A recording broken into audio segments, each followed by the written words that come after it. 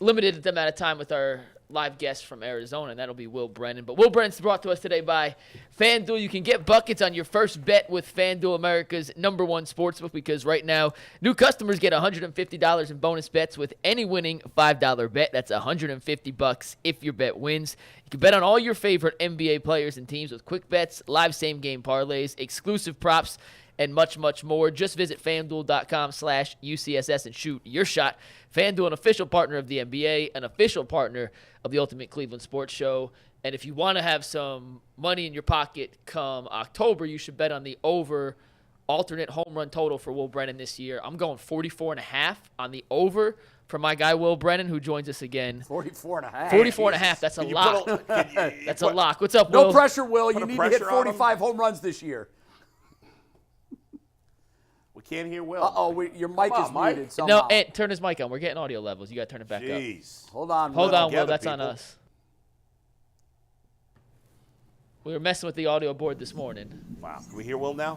Yeah, we should be able to hear Will you now. there? 44.5, Will. What's up, boys? What's happening? Hello, man. How you doing? What up? Will, do you know? Doing great. Do you know the last Indians/Guardians outfielder to hit 20 home runs? Do you know who it is? Is it Grady Sizemore? Not that long ago. He just retired about a month ago. Oh, Michael Brantley. All right. Michael Brantley. It goes back a minute. It's like 8 years ago, maybe more. Probably way more. Yeah, I think it was like 10. Probably was 8 or 10 years. Yeah. It's changing this year. And, you know, Michael wasn't really a power hitter, but he was it was a great hitter, and the power developed. You guys got outside of Miles, you guys got a lot of young outfielders. And you hitter, there's a lot of guys who can hit. We got contact guys in this team. And you hope that as you grow, you get a little bigger, whatever it is, you swing, whatever, that the power grows. Do you think about that? Like, do you feel pressure to hit home runs? Because let's face it, the Guardians didn't hit a lot of home runs last year. There is a little bit of pressure, but not as much as you would think. Like, we all have a year under our belt. I think a lot of people forget that we had 16 rookies in 2022, and then I'm sure we had just as many last year. And I think all that comes with that is experience. And with experience comes game planning and how you're going to attack pitchers, and that can lead to more home runs, more slug, and I think that's what's going to happen this year. Well, I know it's very early in the new regime, but do you see a philosophical difference in the approach to hitting? Is power being more emphasized? And if there are differences, what are they from last year to this? Again, I think we're going to stick to our strengths of what our team has been in the last few years, which is base running and getting on base. But obviously they're going to try and bring in some people that, can produce the power numbers. And again, the guys that have been in the lineup in the last few years, it's kind of on us again to be there to support, Nails, Hosey, and Hemi. Like, we have to be there for those guys. I'm not seeing a huge philosophical difference, but it's definitely being talked about way more in the game planning side of things. Will, nowadays they talk about all the time, building velocity, and now you see pictures maybe in the minor leagues who are going up 2-3 miles an hour on their pitches. Is there a philosophy or is there a thing where guys can develop power, or do you think you're just born with it and you either have power or you don't? So hitters have always been behind the 8 ball. Pitchers have all this technology that they can utilize. They have different training facilities that have paid tens of thousands, if not hundreds of thousands of dollars in investment of trying to get guys to be able to throw harder. And it shows because guys come down here in February and they're throwing 98. They're throwing absolute doors.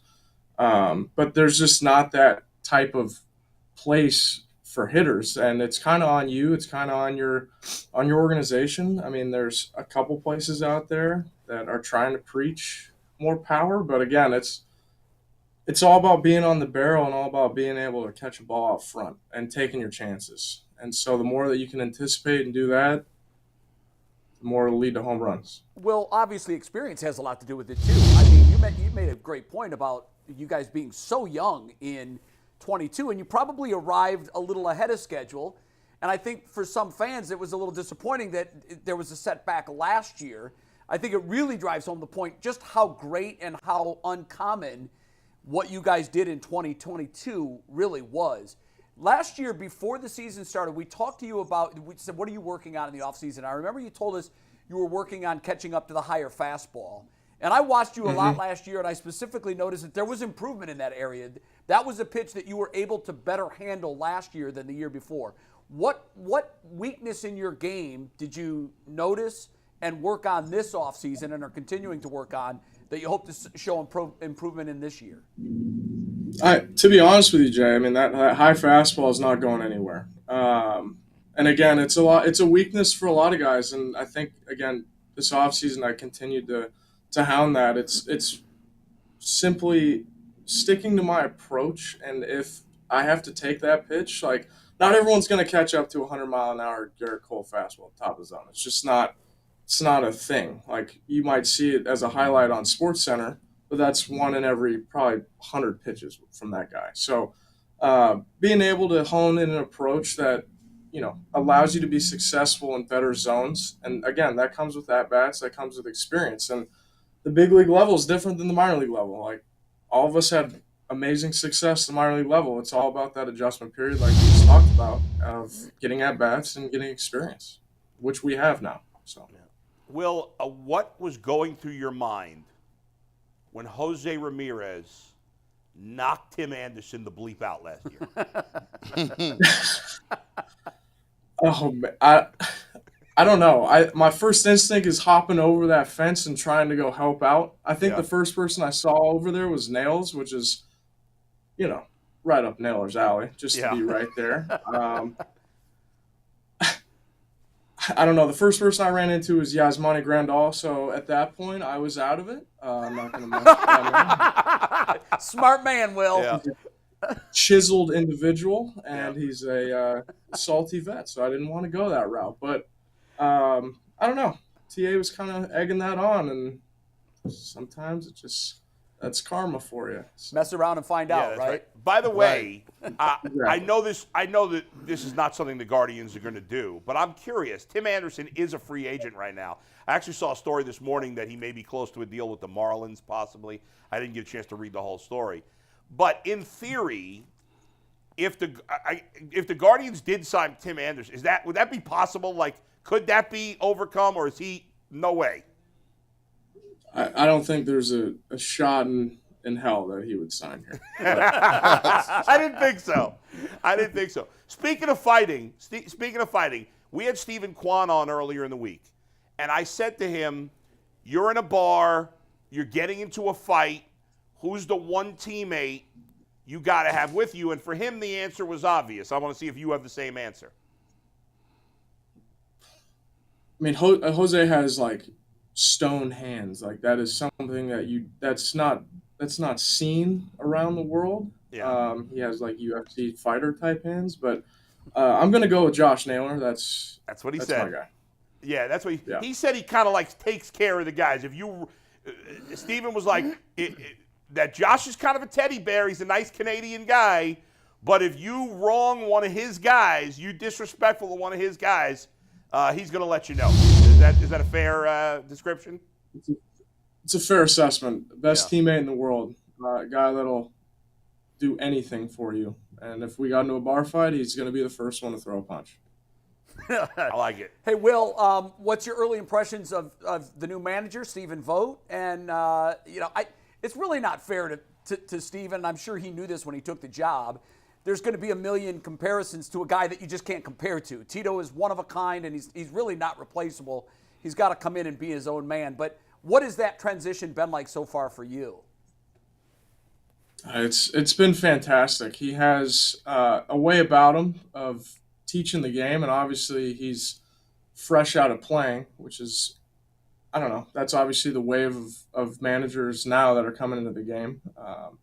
But he's worn several hats in his career. He's been an all-star. He's been the last person on a 26-man roster. He's been optioned. He's been released. He's done everything. And I think just having that type of person with that kind of is only going to lead to success for our club and our clubhouse. It's exciting. Will, this training, this spring training, what are you looking specifically to add to your game and to, get your game better going into the season?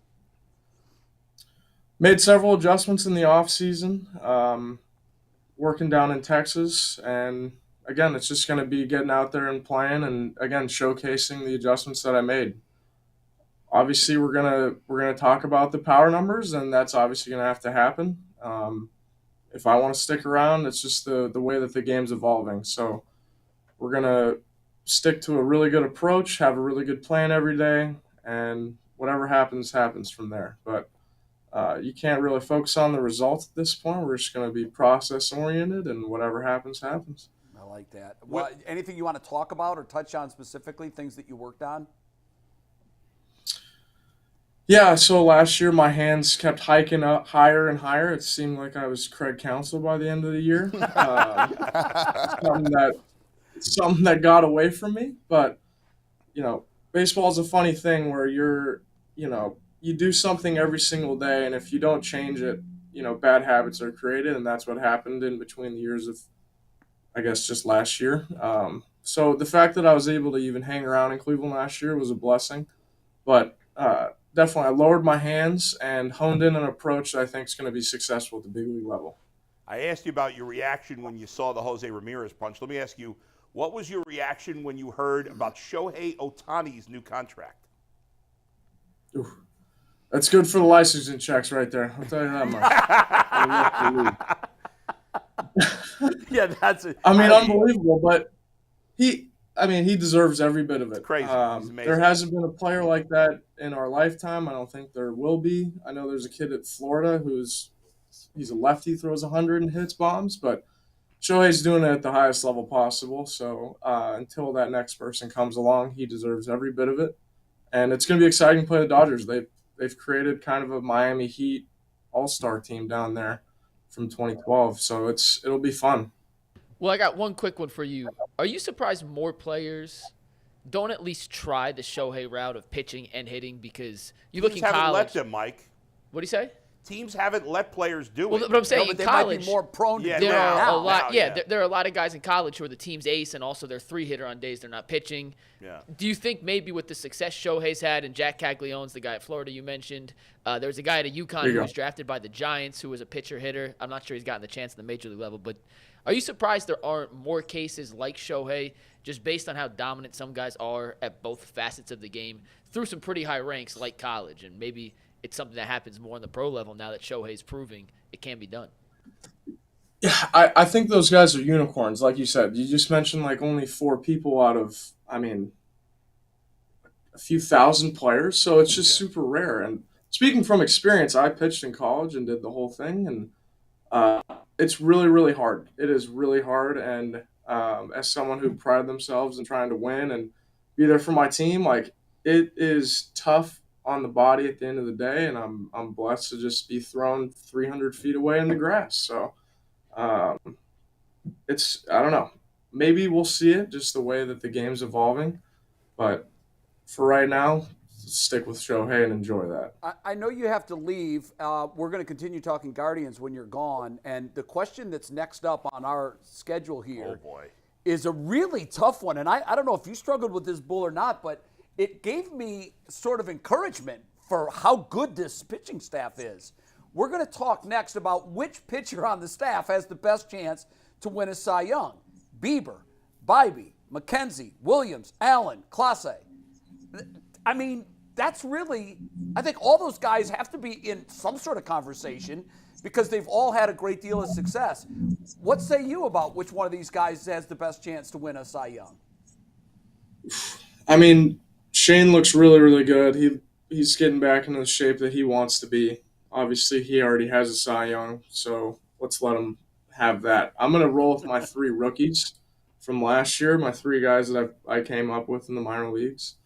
All 3 of them have a really good shot. All it takes is staying healthy, and the sky's the limit for all 3 of those guys. Yeah.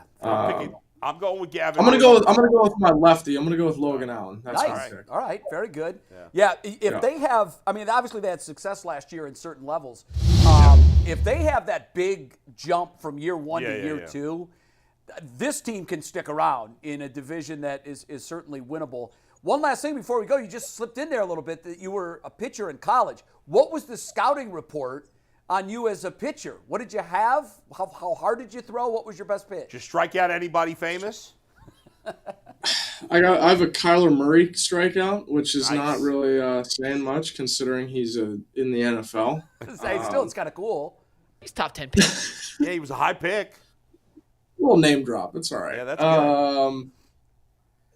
I threw fastball, changeup, curveball. I think my curveball was probably my best pitch. I was like low 90s. And then I didn't have success, so they threw me in the closer role my junior year.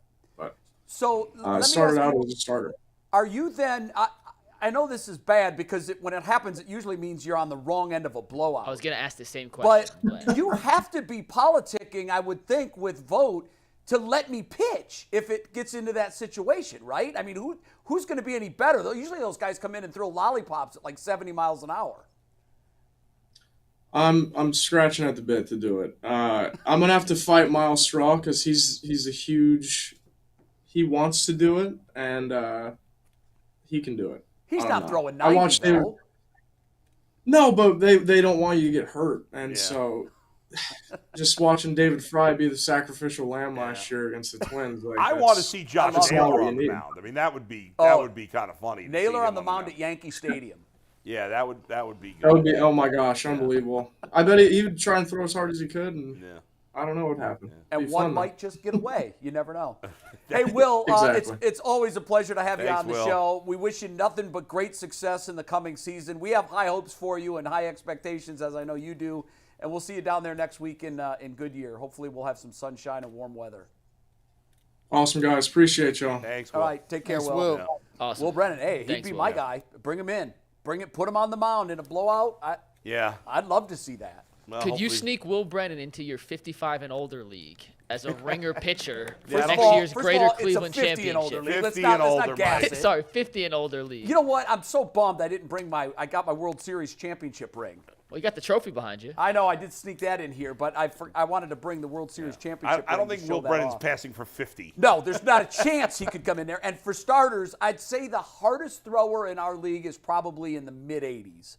So if he came in and threw 90, our guy, everybody in the dugouts would be screaming birth certificate. I mean, So Will Brennan is more likely to be carded in a bar than pass for 50. Yeah. That's a fact. Yeah, That's a fact. He could pass for a high school kid. Though. Yeah, he could. I would love to see him have that jump from his first really full year to where I think he's a guy that could hit 15, 20 home runs. He's got the best chance of their outfielders, I think, to make a